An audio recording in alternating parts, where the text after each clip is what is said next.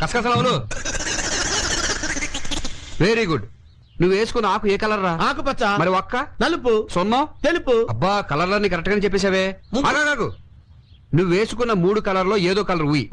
అవి కాక వేరే కలర్ ఊసావనుకో నీ భార్యను తిట్టడానికి 4 ఉండదు, కొట్టడానికి చేతులు ఉండవు. ఉయ్యే ఉయ్యా.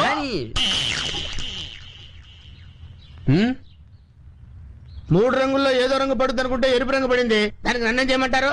మరి పుట్టిన పిల్లడు నలుపు రంగులో పుడితే పాపం ఆవిడేం చేస్తుందిరా? 3 రంగులు కలిపి నవిలితే ఏదో కలర్ రావాలి కదా. మరి వేరే కలర్ వచ్చిందే.